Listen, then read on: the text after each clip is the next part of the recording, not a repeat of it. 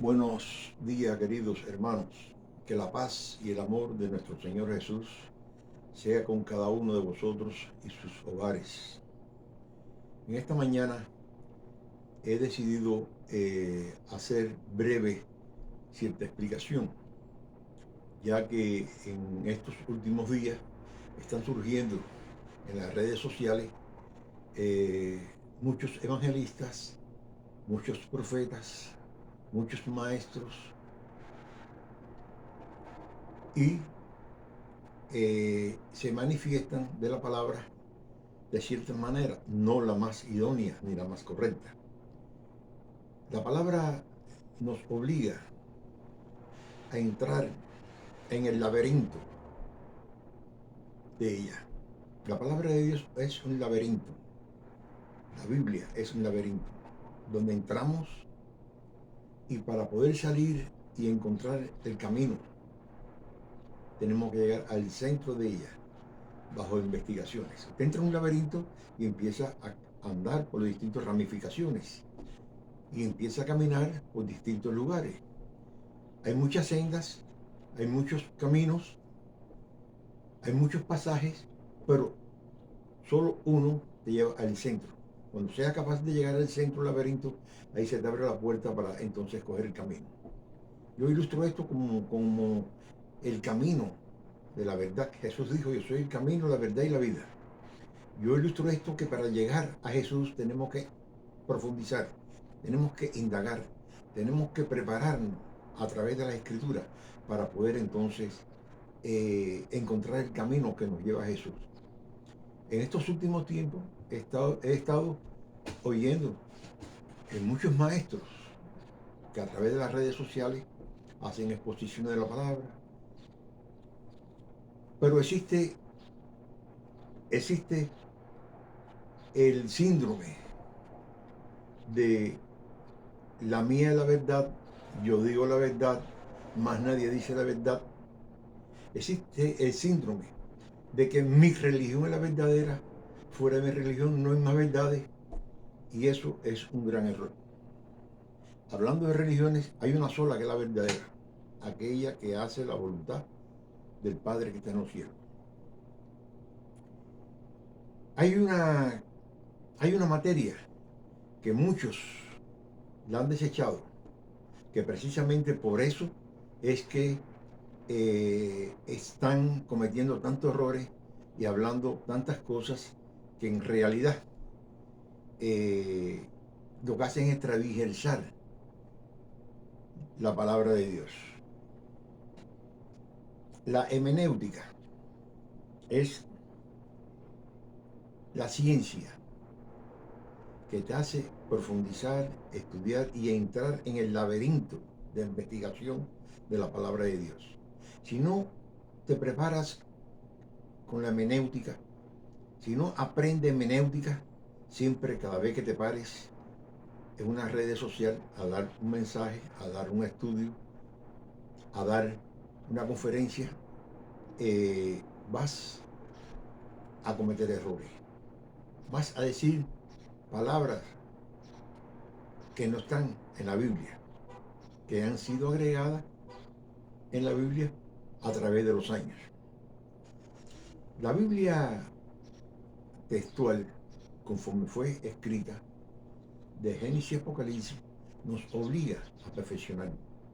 Lo que estudiamos la Biblia y le dedicamos tiempo al estudio, nos damos cuenta que cada día sabemos menos, porque cada día es un misterio nuevo. Cada día entra por un camino diferente en el laberinto para poder llegar al centro. Yo digo que la Biblia, la palabra de Dios, es un laberinto en el cual todos tenemos que penetrar para poder encontrar el centro, que es la verdad, que es el que nos lleva al camino, que es Jesús, que es el que nos lleva a la presencia del Padre. La hermenéutica es muy interesante, es muy importante. Todas aquellas personas que se paran en las redes sociales, y yo no necesito hermenéutica, yo no necesito homilética, yo no necesito lo otro, porque el Espíritu, hermano, hoy en día el Espíritu nos capacita y nos recuerda lo que hemos estudiado. Jesús dijo, rogaré al Padre para que envíe el Espíritu de verdad, quien le recordará. ¿Quién le recordará todo lo que hemos vivido, todo lo que hemos eh, aprendido en el trayecto del camino difícil que es el cristianismo? El cristiano no es fácil, su camino es bastante difícil, pero tiene un gran premio.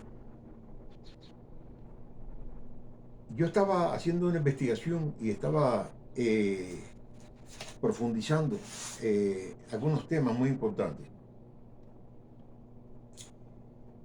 A veces hablamos de la Biblia. ¿Qué edición es la mía? ¿Qué edición es la tuya? ¿Cuál es la buena? ¿Cuál es la mejor? ¿Cuál es la más mala? ¿Cómo fue escrita? Se escribió en pergamino, se escribió en papiro, se escribió en papel, se escribió en pieles. Todo tuvo su proceso en su momento necesario. ¿Quién le escribió? ¿Quién escribió el Pentateuco? Los libros más famosos de las escrituras. Porque la base de Jesús, la base del Nuevo Testamento, la base del resto de la Biblia es los 5 libros Pentateucos, donde están las 614 mandamientos de Dios, leyes que Dios le dio a su pueblo, al pueblo de Dios y a nosotros. Muchos piensan que esas leyes quedaron abolidas, que esas leyes no existen, que esas leyes dejaron de existir cuando Jesús vino. Pero Jesús dijo una cosa muy importante. Permiso. Jesús dijo, yo no vine a abolir la ley, yo vine a cumplir la ley. Todas esas leyes, que en realidad son 600 y tanto, se resumen en Jesús. Porque Jesús es el complemento del Viejo Testamento. Jesús es aquel que Dios escogió para que en su persona recopilara toda la ley. No la abolió y no se la cumplió. Aún las leyes de Jesús en ocasiones son más fuertes que la ley de Moisés. Y decimos, vivimos bajo la gracia, vivimos por la dispensación de la gracia, pero la dispensación de la gracia y bajo la gracia, esa ley es más fuerte que la ley de Moisés, que la ley que Dios le dictó a Moisés en el desierto. También encontramos en muchos estudios, tanto en iglesias como en conferencias, como en redes sociales, que queremos adaptar nuestra Biblia a nuestra manera. Y yo tengo la Biblia buena, la otra no sirve. Hermano, si yo le dijera a ustedes la cantidad de ediciones que hay de la Biblia, ustedes no lo creerían, no lo van a creer. La Biblia tiene más de 3000 y pico de ediciones, en más de 2000 idiomas y dialectos, de los cuales se puede mencionar mucho. Hay Biblias que son muy buenas, hay Biblias que son muy fieles. Cuando nos dedicamos a hacer un estudio, ¿qué hacemos?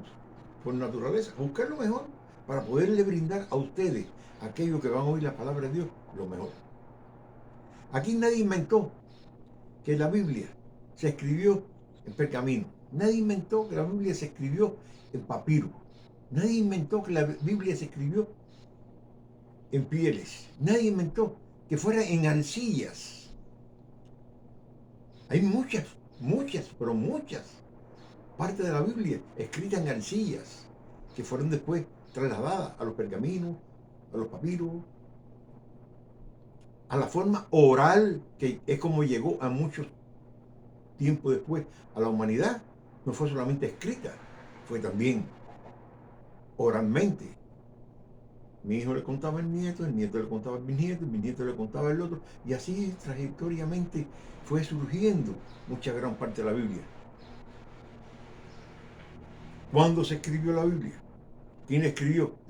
Nosotros añadimos los escritores, Nosotros decimos, Moisés escribió esto y esto, Moisés escribió lo otro, fulano escribió lo otro. Y cometemos un gran error. Cometemos un gran error. Muchos dicen, la Biblia fue inspirada por el Espíritu Santo. Sí, yo no estoy en desacuerdo que la palabra de Dios es inspirada por el Espíritu Santo, pero el hombre escribe lo que quiere. Porque ahí está la desobediencia del hombre. El hombre quiere poner más de lo que Dios le da. El hombre quiere poner más de lo que el Espíritu Santo le dice. Y ahí vienen las exageraciones de muchos temas y de muchas versiones de la Biblia. Hay versiones que son muy buenas, no voy a mencionar ninguna. Hay versiones que han mermado el contenido de la Biblia. Hay versiones que han hecho que la Biblia vaya en decadencia. Pero ¿qué es lo que nos mantiene a nosotros al tanto de la Biblia? Es el Espíritu Santo quien nos guía, quien nos protege, quien nos recuerda lo que hemos leído desde Génesis y Apocalipsis. No sé si ustedes estudian mucho, pero sí es muy importante la lectura. La lectura es la palabra de Dios. El que no estudia, y no solamente estudia, el que no investiga, no tiene conocimiento para dar un estudio, primero hay que capacitarse mucho. La capacitación de la palabra está en la hermenéutica. Se lo he dicho, le he explicado que la ciencia que estudia la palabra de Dios es aquella que nos capacita, es aquella que nos hace profundizarnos. No la desechemos, vamos a aprovecharla. Por algo los eruditos, los estudiosos la nombraron así, le pusieron un nombre. Y nosotros tenemos que aprovechar lo que otros se sacrificaron para hacer llegar a nuestros días en la palabra de Dios.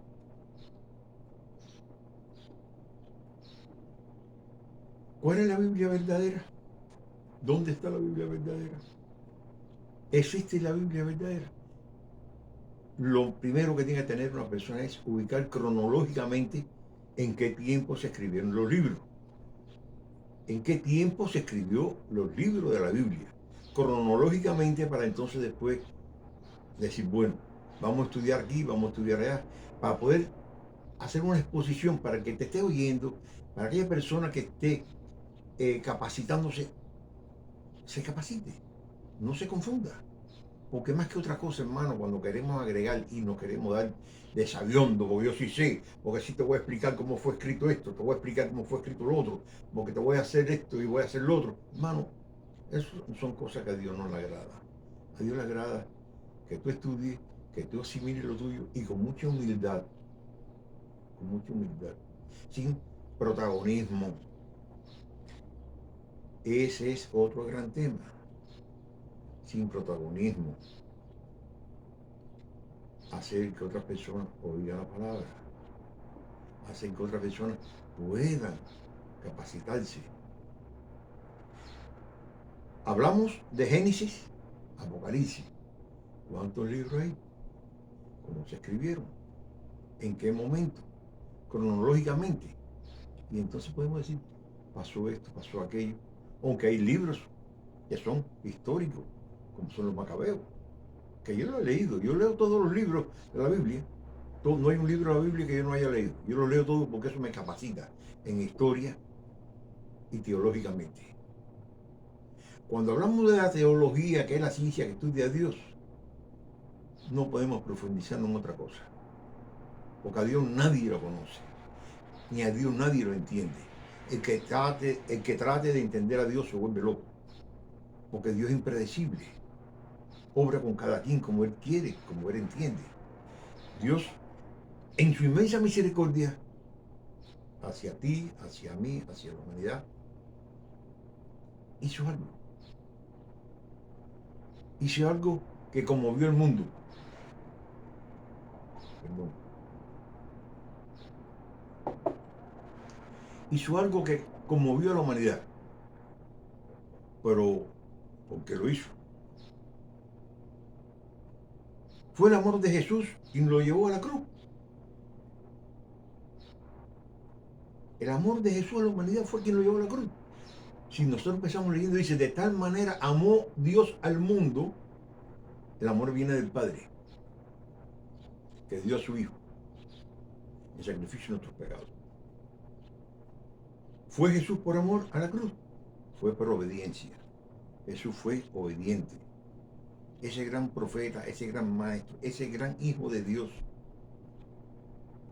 fue el hombre más obediente que hubo sobre la tierra. Su obediencia lo llevó hasta la muerte. Muerte de cruz. Donde fue crucificado por ti, por mí y por el pecado de la humanidad. Ese es el gran amor, el que Dios manifestó para con nosotros. Ese es el amor que nosotros tenemos que brindarle a las personas, sin halago, sin sometimiento, desinteresadamente. Cuando hablamos, hoy ahora día algo que no me gustó, que es un barbarismo, que amar a su prójimo es amar al hermano que está en la iglesia, amar al otro, ama a tu hermano, ama al otro. Eso no es mérito delante de Dios. Amar a tu hermano, a tu hijo, a tu padre y a tu madre, no es un mérito delante de Dios. Amar al prójimo. Busquemos quién es el prójimo nuestro. Es tu mamá, es tu hijo, es el hermano que comparte contigo el café en la iglesia, el hermano que comparte contigo algunos pasajes bíblicos. No, el prójimo es aquel que aún tú no lo amas, que es tu enemigo. Y aún los enemigos sienten amor y aman, porque aman a su familia, pero no me aman a mí ni te aman a ti. Nos diferenciamos nosotros de nuestro amor hacia ellos, porque sí, nosotros amamos al prójimo. Amar al prójimo es amar a tu enemigo. Eso Jesús lo dice. Amar a tu enemigo. No hay ningún mérito que tú ames a tu mamá, ni a tu papá, ni el que esté sentado al lado tuyo en la iglesia, ni el que consulte contigo un pasaje bíblico. No, ahí no hay mérito ninguno. El mérito está en que tú ames a aquel que te bofetea. Jesús dijo, si te dan una mejilla con la otra, no tomes represalias. Eso es un gran gesto de amor. Sin represalias. Ahí estás manifestando lo que es el amor al prójimo. Bueno, continuamos con nuestro pequeño análisis de la palabra. Y quiero hacer resaltar, hermano, que es muy importante, pero muy importante el estudio, ya que estudiar no es estudiar, es investigar. Cuando Jesús dice escudriñar la escritura, no está diciendo escudriñar la escritura para que la estudien, sino para que la investiguen. ¿Cómo va a investigar cuando únicamente tú penetres en el laberinto de la palabra de Dios? Es un laberinto, hermano, delicioso, un laberinto que te pone a investigar, te entra por un camino, sale por el otro, hasta de buscar la verdad, que es el centro del laberinto. Esa es nuestra misión para aquellos que servimos a Dios y que hacemos que las personas comprendan y entiendan la veracidad de Dios. Dios es un Dios vivo, Dios oye, Dios habla, Dios escucha, Dios se mueve, cabalga sobre los cielos. Dice la palabra que las nubes son la cabalgadura de Dios sobre los cielos. Sí. Hoy se levantaron muchos profetas. Hoy hablando jocosamente, como decimos nosotros la gente del campo. Cuando digo el campo, somos campesinos, ¿no? En Cuba se dice campesino. Usted le da una patada a una piedra y salen 40 profetas bajo la piedra. No sé de dónde, todo el mundo es profeta. El profeta fulano es tal, el profeta fulano. Todo el mundo es apóstol, el apóstol fulano es tal, el apóstol fulano es tal. Todo el mundo es maestro, el maestro fulano es tal, el maestro fulano es tal. Todo el mundo es evangelista, el fulano es evangelista, fulano es evangelista. Y todo el mundo, ¿sí? Hay más caciques que indios. Pero el mundo se está perdiendo. ¿Dónde está el trabajo que se está realizando? El mundo se está perdiendo. Y se está perdiendo el mundo porque no se está haciendo lo que Dios dice que se haga. Nosotros en otro tema vamos a tratar el tema de lo que es la idolatría y la veneración. Que es un tema, va a ser un tema muy importante para que conozcan cómo camina la idolatría al lado de la veneración. Y lo que los separa es un pequeño hilo, un hilo finitico. Es como dos líneas de ferrocarriles que van paralelamente, la idolatría a un lado y la veneración al otro. Y al final, en un lugar X, si se une es porque el hilo se partió. Y nosotros no podemos permitir que la veneración pase a la idolatría. La veneración no puede pasar a la idolatría. Y son dos palabras muy fuertes que las vamos a estudiar próximamente. Yo los voy a invitar que ustedes se suscriban a mi canal para que oigan estos pequeños mensajes delante del Señor con todo grado de humildad. Se llama la Biblia textual, Amado Otto, mi canal de YouTube.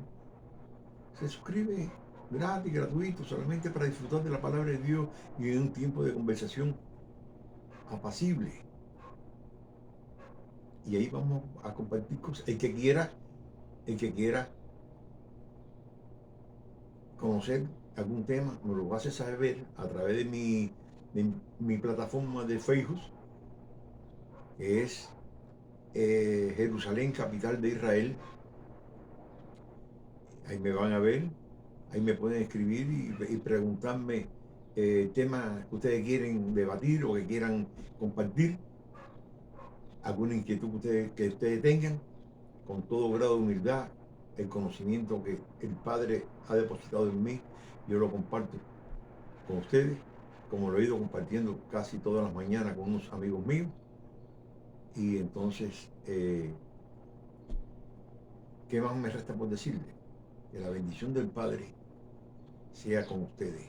Que la paz y el amor de Jesucristo cubra sus hogares, su familia. Y que no dejen de estudiar. Recuerden que el estudio, hermenéutica, homilética, todo eso es importante para poder dar una explicación a los hermanos que en realidad necesitan el conocimiento de la palabra de Dios, sin confusión, textualmente como está escrita. No literalmente, porque cuando hablamos literalmente, el hombre mete la mano y escribe lo que quiere. Estamos hablando textualmente como fue escrita. Y próximamente vamos a tratar varios temas. Si esté de su agrado, ustedes le ponen un me gusta y se suscribe a mi canal de YouTube. Muchas gracias y que la bendición del Padre sea con cada uno de ustedes. Amén.